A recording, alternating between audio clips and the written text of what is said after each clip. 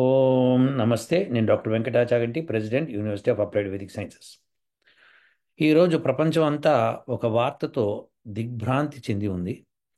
ఆ వార్త ఏమిటి అంటే టెక్నాలజీలో అభివృద్ధి. ఒక వండర్ఫుల్ విషయాన్ని గూగుల్ వాళ్ళు చెప్పారు. అది ఈనాడులో వచ్చింది. అలానే వార్తల్లో కూడా వచ్చింది. ఆ రెండు మీకు చూపిస్తాను. ఇదండి. దీనిలో quantum computing chip Google willow పరిష్కారం నిమిషాల్లో. ఇదేమిటో చూద్దాం. ఇప్పటికే ఉన్న సూపర్ కంప్యూటర్లు కూడా వేల కోట్ల అంటే 10 సెప్టిలియన్ ఏళ్లు పట్టే ఒక సమస్యను ఈ చిప్ సులువుగా పరిష్కరించింది. ఒకటి పక్కన 25 సున్నాలు పెట్టినప్పుడు, ఒకటి పక్కన 25 సున్నాలు కాదు, 24 సున్నాలు ఉండాలి. సరే, 25 సున్నాలు పెట్టినప్పుడు సంఖ్యను 10 సెప్టిలియన్స్గా వ్యవహరిస్తారు. విశ్వం వయసు కంటే ఇది అధికం. 30 ఏళ్లుగా క్వాంటమ్ ఎర్రర్ కరెక్షన్ అంశంలో సూపర్ కంప్యూటర్లో పరిష్కారం కాకుండా ఉన్న ఒక సమస్యను విల్లో చిప్ సులువుగా సమాధానం కనిపెట్టడం ప్రకంపనాలు సృష్టించింది. టెక్ ప్రపంచంలో ఇది అతిపెద్ద విప్లవమే. సో ఇప్పుడు ఇదేంటంటే ఈ విషయం మనకి చాలా ఆశ్చర్యం కలిగించేది. 10 to the power of 24 years పట్టే ఒక సమస్య. ఒక 25 అని రాశారు కానీ 24 ఉండాలి. So 10 to the power of 24 use చేసే ఒక సమస్యని, అంటే ఏళ్ళు పడుతుంది ఒక సమస్య పరిష్కరించడానికి. ఆ సమస్యని 5 నిమిషాల్లో చిప్పు పరిష్కరించిందని చెప్తున్నారు. సో ఇది ఒక అద్భుతమైన విషయం. అంత వేగంగా, అంత స్పీడ్గా చేస్తే క్వాంటమ్ చిప్ అనొచ్చు దాన్ని. సో అది అలా చేయటం అన్నది మనకి ఒక ఆ, నిజంగా నిర్ఘాంతపోయే విషయం. 10 to the power of 24 years పట్టే, సంవత్సరాలు పట్టే ఒక సమస్యని 5 నిమిషాల్లో పరిష్కరించిందండి. అయితే ఇప్పుడు ఆశ్చర్యకరమైన విషయం ఏంటంటే, ఏమిటా సమస్య? ఏ సమస్య పరిష్కరించింది? ఒక సమస్య ఉంది కంప్యూటర్లో, మీకు తెలియదు అది ఒక సమస్య ఉంది. ఆ సమస్యను అది పరిష్కరించింది. ఫ్యాంటాస్టిక్. చాలా బాగుందండి. రియల్లీ అప్రిషియేట్ చేయాలి. గూగుల్ని అందరూ కలిసి అప్రిషియేట్ చేయండి. అది అద్భుతమైన ఆవిష్కరణ. అయితే ఇందులో కొన్ని ప్రశ్నలు తలెత్తుతాయి. అదేంటంటే, ఆ ఆవిష్కరణ ఏమిటి? ఫస్ట్ ఒక చిప్ అంటున్నాం, అది సామాన్య కంప్యూటర్లో ఉపయోగించలేమని చెప్పేస్తున్నారు. మ్మ్. సూపర్ కంప్యూటర్లో కూడా ఉపయోగించలేం. సో ఇది ఓన్లీ ప్రత్యేకమైన సమస్యలు మాత్రమే పరిష్కరిస్తుంది. అంటే ఎటువంటివి అంటే, మెడిసిన్ ఒకటి తయారు చేయాలి. నేను మెడిసిన్ ఫార్ములాస్ని కంప్యూటర్లో ఫీడ్ చేసి అవన్నీ డేటా అంతా పెట్టి ప్రోగ్రామింగ్ రాసి పెట్టాను అనుకోండి, అప్పుడు అది పరిష్కరించడానికి ఏళ్ళు పడుతుంది, లేకపోతే రోజులు పట్టచ్చు, పోనీ గంటలన్న పడుతుంది. ఇది ఒక సెకండ్లో ఆన్సర్ ఇచ్చేస్తుంది. అంటే మీరు ఏదైనా సమస్య దానికి ఇస్తే మెడిసిన్ సమస్య వెంటనే కనిపెట్టి ఇచ్చేస్తుంది అనమాట. ఈ మెడిసిన్ వాడండి అని. అంటే ఇప్పుడు క్యాన్సర్ ఇట్లా ఉంది ఒక మనిషికి అన్నప్పుడు, దాని వెంటనే సమస్య తీసి ఆన్సర్ ఇచ్చి, ఇగో ఈ మెడిసిన్ వాడండి, ఇగో ఇది వాడండి. అంటే ఏంటంటే అన్ని పాసిబిలిటీస్, ప్రాబబిలిటీస్ అది క్యాలిక్యులేట్ చేసి ఇగో ఇది వాడండి అని చెప్పేస్తుంది. ఇది విషయం అనమాట. సో ఇది నిజమా అబద్ధమా, చేయగలదా లేదా అంటే చేయగలిగి ఉండాలండి. డెఫినెట్గా ఏముంది, క్యాలిక్యులేషన్సే కదా, స్పీడే కదా అది. అయితే ఇప్పుడు వచ్చిన సమస్య ఏంటంటే, గూగుల్ వాళ్ళు ఏదైతే ఒక టెక్ ప్రాబ్లం సాల్వ్ చేసామంటున్నారో, అది అన్ని సంవత్సరాలు సూపర్ కంప్యూటర్ కూడా పడుతుంది. సూపర్ కంప్యూటర్కి, మామూలు కంప్యూటర్ కాదు, సూపర్ కంప్యూటర్కి పట్టే సమస్య 10 to the power of 24 years. అది ఆ సెప్టీలియన్ ఇయర్స్ పట్టే సమస్యని 5 నిమిషాల్లో సాల్వ్ చేసింది అన్నారు. సరే, సాల్వ్ చేసింది అన్నప్పుడు దానికి ఒక ఆన్సర్ వచ్చి ఉంటుంది. ఆ ఆన్సర్ కరెక్టా కాదా ఎవరు నిర్ధారించాలి? ఏదో ఒక ఆన్సర్ ఇచ్చిందా, కరెక్ట్ ఆన్సర్ ఇచ్చిందా, ఇది మనకు తెలియాలి.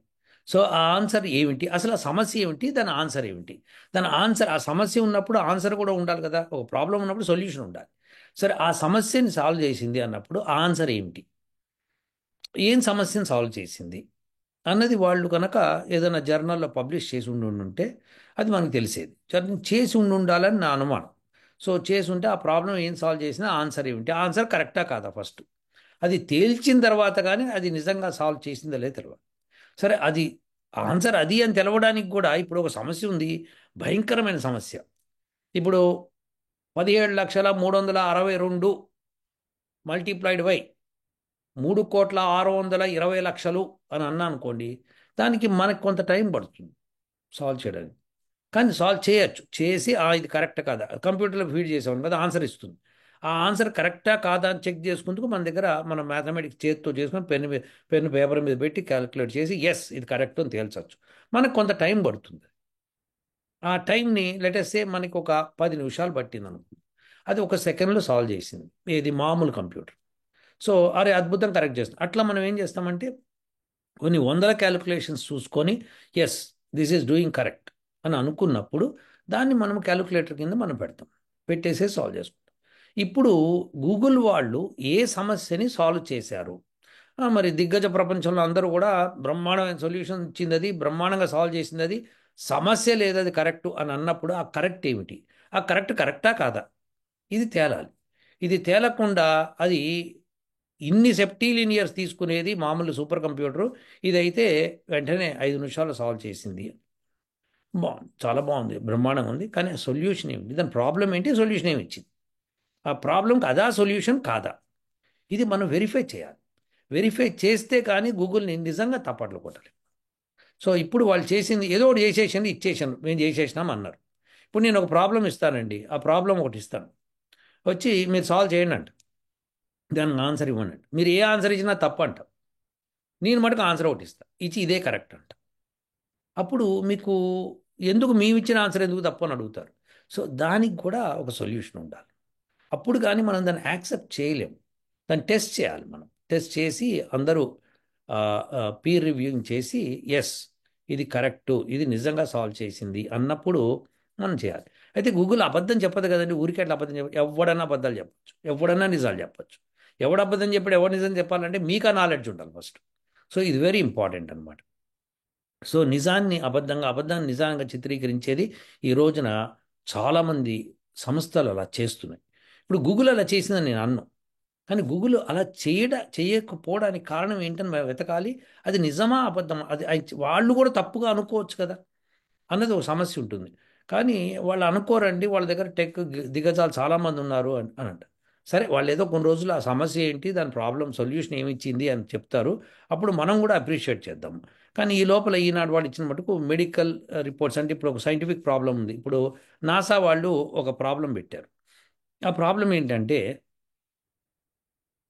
చంద్రుడి మీద మేము మనుషులను పంపిస్తాం, లేదా మార్స్ మీద మనుషులను పంపిస్తాం, చంద్రుడి మీద అనుకుంటా, చంద్రుడి మీద మనుషులు పంపిస్తాం. వాళ్ళు అక్కడ ఆ స్పేస్ షిప్ అక్కడ దిగుతుంది, వాళ్ళు తిరిగి ఆ చుట్టుపక్కలంతా పరిశోధనలు చేస్తుంటారు. ఎప్పుడన్నా ఎవరికన్నా ఒక వ్యక్తికి ఏదైనా అయిపోయింది అనుకోండి, అక్కడి నుంచి సులభంగా స్పేస్ షిప్ తీసుకొచ్చే మార్గం ఏదైనా ఉంటే మాకు చెప్పండి, $20,000 అన్నారు.